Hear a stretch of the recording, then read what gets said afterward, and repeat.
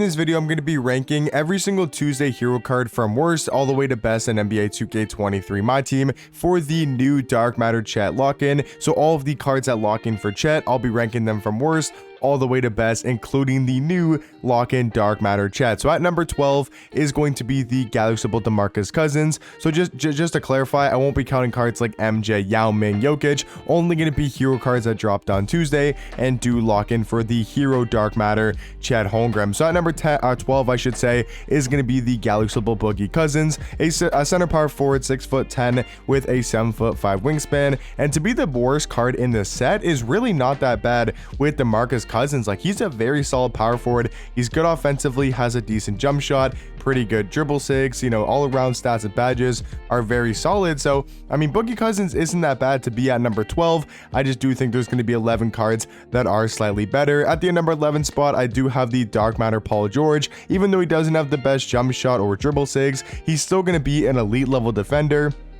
Being 6'9" at the shooting guard position, 6'11" wingspan, has amazing all-around defensive stats, including a 90 block, 98 steal, 98 lateral quickness, 97 perimeter, 94 interior defense. He's also got tons and tons of good Hall of Fame badges, across the board, having 40 in total. The one thing about Paul George, like I said, he just really needs a new jump shot. The PG base and the PG upper, even on very quick timing, is still a pretty baited jump shot, and also doesn't have like the best dribble sigs in the game. And that's going to be the exact same thing for my number 10 spot, which is going to be the Dark Matter Hero KD. He's got great stats and badges, like he's got great offensive stats, really solid defense for a Kevin Durant card, tons of Hall of Fame badges, including 40 because he's a hero card. That's all great with Kevin Durant, but the thing, just like Paul George, doesn't have the best release. It's going to be a little bit baited and a little bit slow. His dribble sigs really aren't that great compared to other small compared to some other small forwards on this list that are ahead of KD.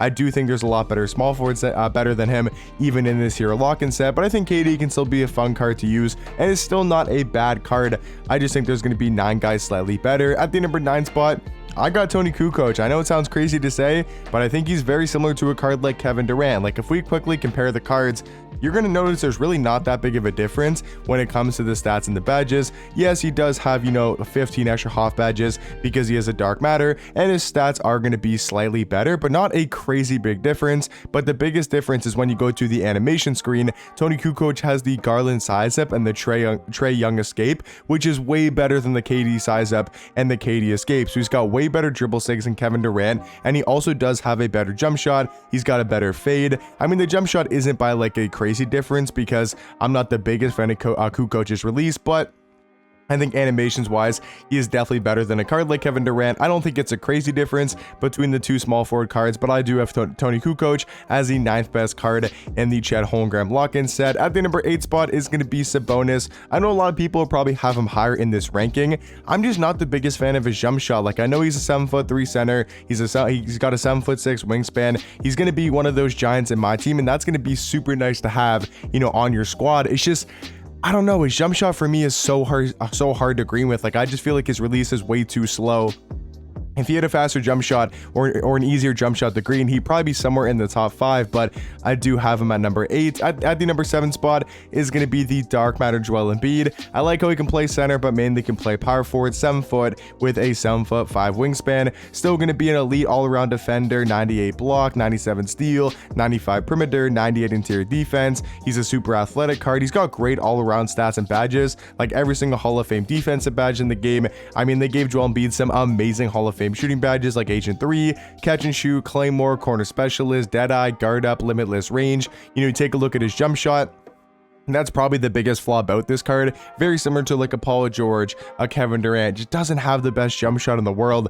It's still not terrible, but just not going to be a great release. He does have the Trae fade and some very solid dribble sigs, including the Kemba Walker size up. He's got the John Wall escape, which is really nice. So I do think all around is a decent power forward card. I got him at number 7. At the number 6 spot, I do have the Dark Matter Penny Hardaway. These next 3 point guards are all going to be very similar cards, especially number 6 and number 5 and number 4. Yeah, because Penny's number 6, right? Or is Penny number 7? I don't really remember the numbers. I think Penny's number 7. I do believe, right? Because 6, 5, 4, 3. Yeah, okay, so Penny I don't know, Penny 6 or 7, I don't really know, but he's going to be a 6'7" point guard, really good at attacking the basket. Like, he's got the Penny size up, he's got the Trae Young escape, he's going to be really good at getting downhill and finishing around the rim. Once again though, Kevin Durant, Joel Embiid, Paul George just doesn't have a good jump shot, very similar to those type of cards where they got great stats, they got great badges, you know, really good animations for Penny Hardaway. He just does not have a good jump shot. It's super baited and super slow. At the number, I think 5 spot, or maybe 4, once again not 100% sure, is going to be the Dark Matter J.R. Smith.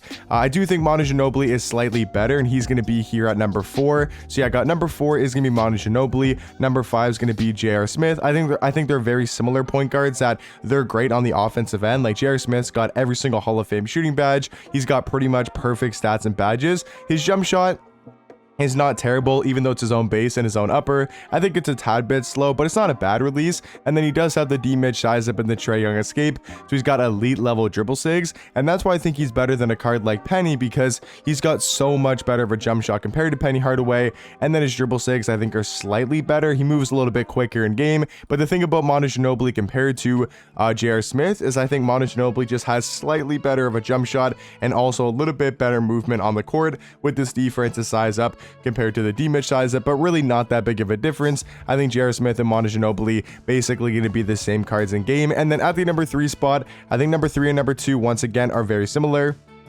I do have Thurl Bailey at number 3 though. He's a 6'11" small forward, 7-foot wingspan. This card just plays such elite level defense in game, even though his stats and his badges aren't like something crazy. Like, it's not like he's got perfect defensive stats and badges. He actually only has, I think, 7 Hoff defensive badges, but this card just plays such elite defense in my team. He's really good at attacking the basket. He plays a lot like a Giannis card in my team. And then his jump shot, they actually gave him a really good release with the Tobias Harris base, the Cedi Osman upper on very quick timing, is a quick jump shot, also really easy to green in the catch and shoot. He's got the D-Mitch fade, he's got the Curry size up, John Wall escapes, a good dribble sigs, and then solid tendencies as well with a 75 block shot and a 75 contest shot. But at number 2, I think it's actually going to be the new Galaxy Opal, the Opal Brian Scalabrine. His hero card is maybe a top 3 to 5 small forward in the game, being 6'9" with a 6'9" wingspan. His stats and his badges are pretty much perfect, but the biggest thing about this Brian Scalabrine card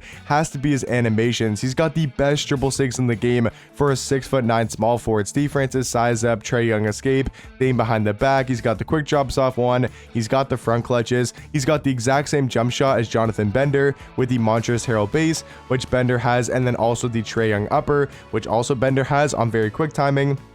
So it's going to be a slightly faster and just slightly better jump shot than Jonathan Bender's. And then he's also got the best defensive tendencies in my team. You know, 98 block shot, 98 contest shot, 98 on-ball steal. Also does have a 95 driving dunk tendency. I mean, this card is pretty much the perfect small forward in my team. But then at the number 1 spot, it makes sense that the Dark Matter Chet is going to be the best Tuesday hero card. He's going to be the lock-in, so you have to lock in those 11 cards. I could be missing a name. I don't think I am. Like, if you scroll through here, you know, everybody in this list, you know, I do think I put on here. If there's anybody I'm missing, you guys can let me know, but I checked this like 2 or 3 times and I'm like 99.9% sure I got every single hero card, and Chet's going to be the best card from the Tuesday heroes. I think it makes sense. He's the lock-in. He's going to be a 7-foot small forward with a 7'6" wingspan. I mean, the dude is just an absolute elite small forward in the game and probably the new best small forward. I mean, him and Bol Bol, though, I will say, for a lock-in card that's going to go for, I don't know how much MT, I don't think there's like that big of a difference between Chet and Bol Bol. I mean, take a look at their stats. You know, Chet's definitely a little bit better stats wise, but not a huge difference. You take a look at the animations. Jump shot wise, yeah, Chet does have a slightly better jump shot because of the PJ Tucker base. The Chet upper, though, isn't really that great. And then dribble sigs wise, Bol Bol's actually got better sigs. So unless I'm missing something, like defensive tendencies are the exact same, unless I'm missing something, Bol Bol might still be the new best small forward, might still be the best small forward in the game. Let me know what you guys do think, though. Do you guys think Chet's the new best small forward, or do you guys think it's Bol Bol? I think Bol Bol might still be slightly better. You know, really comes down to their jump shot because they're very similar stats and badges wise, but that's kind of off topic of the video. I do think Chet Holmgren is going to be the best card from the Tuesday hero lock-ins, or hero cards from Tuesday, and that's going to be me ranking every single hero card from Tuesday from worst all the way to best. Let me know in the comment section down below your guys' favorite Tuesday hero card, and I'll catch you guys in the next one. Peace.